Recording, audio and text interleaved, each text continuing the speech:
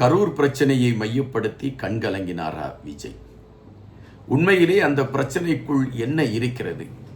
இதுவரை மூடி மறைத்திருந்த ரகசியத்தை, உணர்வுபூர்வமாக அதை வெளியே கொண்டு வரக்கூடிய இக்கட்டை ஆட்சியாளர்கள் உருவாக்கினார்களா? இன்று மிகப்பெரிய பரபரப்பு செய்தியாக ஓடிக்கொண்டிருக்கக்கூடிய செய்தி இதுதான். இது சார்ந்த ஒரு தேடலைத்தான் இந்த காணொலியில் எடுக்க இருக்கிறோம். தமிழக அரசியல் களம் மிக வேகமாக சூடுபிடிக்க தொடங்கிவிட்டது. யார் யாரோடு கூட்டணி என்கின்றதெல்லாம் ஏறக்குறைய தெளிவுபடுத்தப்பட்டு விட்டன. காங்கிரசுக்கும் திராவிட முன்னேற்ற கழகத்திற்கும் இடையே பேச்சுவார்த்தைகள் ஆரம்பிக்கப்பட்டு விட்டன. ஆனால் பேச்சுவார்த்தையில் உடன்பாடு எட்டவில்லை என்று வேணுகோபால் அவர்கள் இப்பொழுது செய்தியாக சொல்லிவிட்டு அவர் சென்றிருக்கிறார். ஆனால் பேச்சுவார்த்தைகள் தொடரும் என்கின்ற கருத்தை அவர் அழுத்தமாக பதிவிட்டிருக்கிறார்.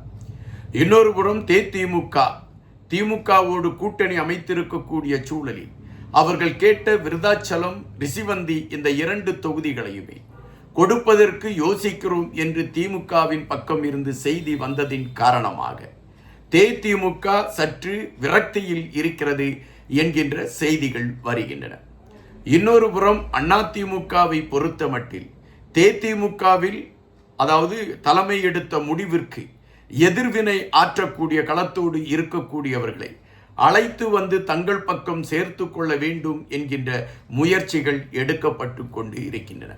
அதுபோல டிடிவி தினகரன் ஒரு குறிப்பிட்ட தொகுதியை கேட்பார் என்று எதிர்பார்க்கப்பட்ட வேளையில் டிடிவி தினகரன் இந்த முறை நான் தேர்தலில் நிற்கவில்லை என்று சொல்லி இருக்கக்கூடிய விடயம் எடப்பாடி பழனிசாமிக்கு சற்று நிம்மதியை கொடுத்திருக்கிறது. ஒவ்வொரு நாளும் காலையிலே முழிக்கக்கூடிய இந்த 2 தலைவர்களும் நம்முடைய கூட்டணியில் யார் பித்து கொண்டு ஓடுவார், யார் நமக்கு வேட்டு வைப்பார், யார் நம்மோடு இணைந்து பயணிப்பார், யார் நம்மிடம் அதிக தொகுதிகள் கேட்டு நம்மை வம்பு செய்வார் என்கின்ற பயத்திலே அவர்கள் தூங்கி முழிக்கக்கூடிய ஒரு களம் அரங்கேறி கொண்டு இருக்கின்றன. ஆனால் எந்தவித பயமும் இல்லாமல் சீறி வருகின்ற ஜல்லிக்கட்டு காளை எதற்காக சீறி வருகிறது என்பதை புரிந்து கொண்டு அதற்கு தேவையானதை கொடுப்பதற்கு மிக கியூட்டாக ஒரு இளைஞன் பயணிக்கிறார் என்றால் அது விஜய் அவர்கள்தான். ஜனநாயகம் என்கின்ற களத்தை மையப்படுத்தி தமிழகத்தில் மாற்றத்திற்கான மக்களாட்சி உருவாக வேண்டும் என்பதை மையப்படுத்தி விஜய் அவர்கள் எடுத்திருக்கக்கூடிய நகர்வுகள் பல அரசியல் கட்சி தலைவர்களை பித்துப்பிடிக்க வைத்திருக்கிறது என்பதுதான் நிஜம். அதைத்தான் ஒவ்வொரு கூட்டங்களும் இப்பொழுது காட்டிக்கொண்டு இருக்கிறது. வேலூரில் விஜய் அவர்களுடைய கட்சியின் சார்பில் நாங்கள் பிரச்சார கூட்டம் நடத்த இருக்கிறோம் என்கின்ற பொழுது காவல்துறையை சார்ந்தவர்கள் பட்டியலோடு பயணத்தை எடுக்க ஆரம்பித்து விட்டார்.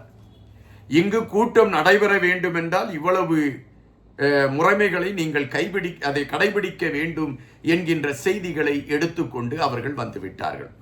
அதற்கான செய்திகள் சொல்லப்படுகின்றது. ஆனால் இது வேறு கட்சிகளுக்கு இப்படி எடுத்து வைக்கப்படுகிறதா என்றால் இல்லை. ஆனால் தமிழக வெற்றி கழகம் எங்கேயாவது ஒரு கூட்டம் நடத்துகிறது என்றால் அது சாதாரண பொதுக்கூட்டமாக 2ஆம் கட்ட தலைவர்கள் பேசுகின்ற கூட்டமாக இருந்தாலும் சரி, காவல்துறைகள் உடனடியாக கையில் பேப்பரோடு அலைய தொடங்கி விடுகிறார்கள். நமக்கு காவல்துறை மீதெல்லாம் ஒரு தனிப்பட்ட விமர்சனம் இல்லை. காவல்துறையை நாம் ஸ்காட்லாந்துக்கு இணையாக பார்க்கிறோம். ஆனால் ஆட்சியாளர்கள் செயல்பட விடவில்லை என்பதுதான் நம்மளுடைய வருத்தம். எனவே காவல்துறை அதிகாரிகள் ஆட்சியாளர்களை குளிர்விக்க வேண்டும் என்கின்ற நிலைப்பாட்டில் இந்த செம்பு தூக்கக்கூடிய வேலைகளை செய்து கொண்டிருக்கிறார்கள் என்றுதான் நினைக்க வேண்டியது இருக்கிறது. அதைத்தான் இன்று வேலூரில் அந்த பொதுக்கூட்டத்தில், அந்த பிரச்சார கூட்டத்தில் பேசுகின்ற பொழுது விஜய் அவர்கள் எடுத்து வைத்திருக்கிறார். என்னை பார்த்து நீங்கள் பயப்படவில்லை என்று சொல்கின்றீர்கள். அப்படி பயப்படவில்லை என்று சொல்லக்கூடிய நீங்கள் என்னுடைய ஒவ்வொரு செயல்பாடுகளுக்கு நீங்கள் முட்டுக்கட்டை போடுவது ஏன்? எங்களுடைய நண்பன் என்று முதலமைச்சர் அவர் செய்தியாளர்களிடம் சொல்லியிருக்கிறார். எனக்கு யாரும் விரோதி கிடையாது, எல்லோரும் நண்பர்கள் தான் என்று. உங்களை நாங்கள் நண்பர்கள் என்ற கோணத்திலே கேட்கின்றேன். கரூரில் நடந்த சம்பவத்தின் பின்னணியில் இருக்கக்கூடிய ரகசியம் என்ன? ஆனால் நீங்கள் துணிந்து என் மீது குற்றச்சாட்டுகளை சுமத்தியதன் காரணம் என்ன? திட்டமிட்டு என்னை அழிக்க வேண்டும் என்பதற்காக நீங்கள் எடுத்துக்கொண்டிருக்கக்கூடிய ஒவ்வொரு சதுராட்டங்களையும் நான் அறிவேன், அதை முறியடிப்பேன் என்று விஜய் அவர்கள் அங்கு சூளுரைத்திருக்கிறார். அப்படி என்றால் ஏதோ ஒன்று கரூரில் நடந்திருக்கிறது என்கின்ற கேள்வி எழும்புகின்றது. அதாவது சவாலே சமாளி என்கின்ற ஒரு திரைப்படம், அந்த திரைப்படத்தில் சிவாஜி கணேசன் அவர்களும் ஜெயலலிதா அவர்களும் கதாநாயகனாகவும் கதாநாயகியாகவும் நடித்திருப்பார்கள். அதிலே ஒரு முக்கியமான கதாபாத்திரத்தில் முத்துராமன் அவர்கள் நடித்திருப்பார். அந்த முத்துராமன் அவர்கள் நடித்திருக்கக்கூடிய அந்த கதாபாத்திரத்திற்கு அவருக்கு இணையாக விஜயகுமாரி அவர்கள் நடித்திருப்பார். விஜயகுமாரி அவர்கள் அந்த திரைப்படத்தில் சிவாஜி அவர்களுடைய தங்கை. ஒரு இரவு விஜயகுமாரி அவர்கள் வீட்டை விட்டு வெளியே செல்கின்ற பொழுது அந்த படத்தின் வில்லனாக இருக்கக்கூடிய நம்பியார் அவர்கள் அந்த பெண்ணிடம் தவறாக நடக்க முயற்சி செய்து விடுவார். இது மக்கள் மன்றத்துக்கு வருகின்ற பொழுது சிவாஜி அவர்களை மையப்படுத்தி இந்த களம் நடைபெற்று கொண்டிருக்கும்.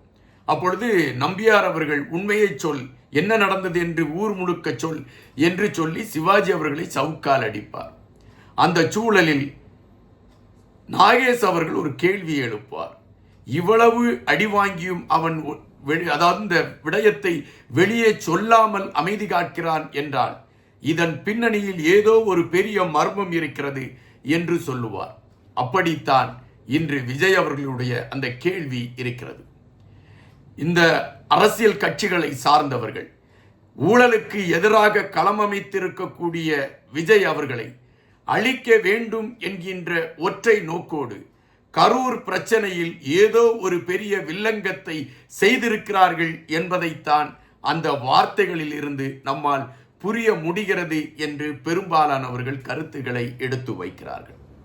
கரூர் சம்பவம் நடைபெற்ற அந்த நிமிடத்தில் பல வலையொலிகள் அதனை மையப்படுத்தி தமிழக வெற்றி கழகத்திற்கும் விஜய் அவர்களுக்கும் எதிரான கருத்துக்களை பதிவிட்டு கொண்டிருந்த அந்த நேரத்தில் துணிந்து இதன் பின்னால் ஏதோ ஒன்று இருக்கிறது என்பதை அழுத்தமாக பல வலையொலிகளில் பதிவிட்டிருக்கிறேன் நான் என்பதும் இங்கு பதிவு செய்ய வேண்டிய ஒன்று. காரணம், திராவிட முன்னேற்றக் கழகம் செய்கின்ற ஒவ்வொரு விடயத்தின் பின்னணியிலும் ஏதாவது ஒன்று ஒளிந்து இருக்கும் என்பதுதான் நிஜம்.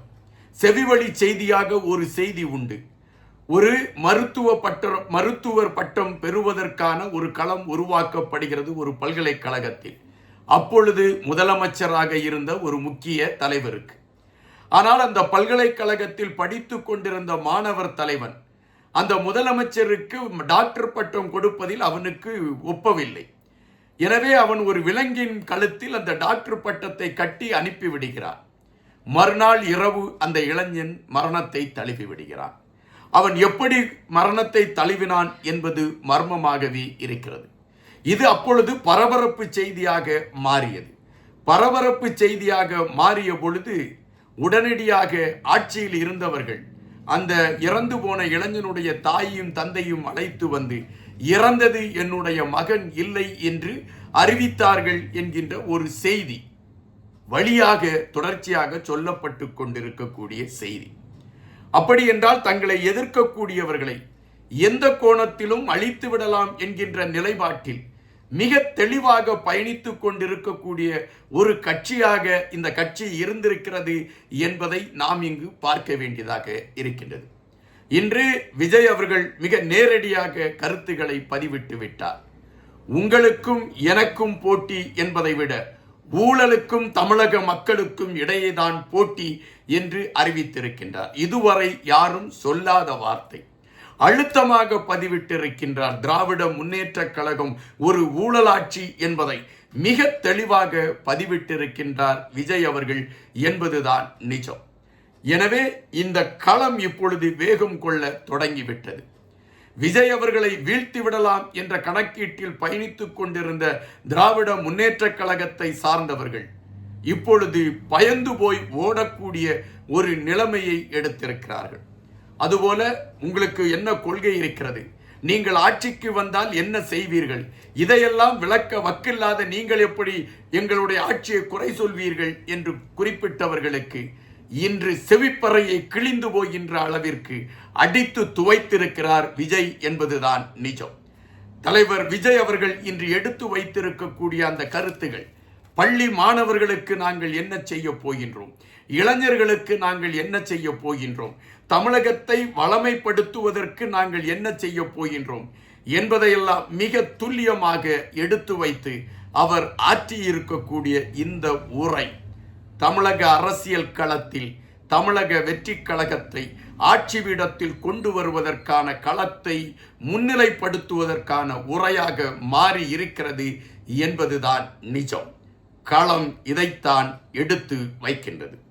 தற்பொழுது திராவிட முன்னேற்ற கழகத்தை சார்ந்த மேனா மினிக்கிகள் இனி தங்களுடைய ஆட்டத்தை மூட்டை கட்டி வைத்துவிட்டு ஓடி ஒளிய வேண்டிய ஒரு களத்தை இப்பொழுது உருவாக்கி இருக்கிறது விஜய் அவருடைய இந்த பேச்சின் தாக்கம்.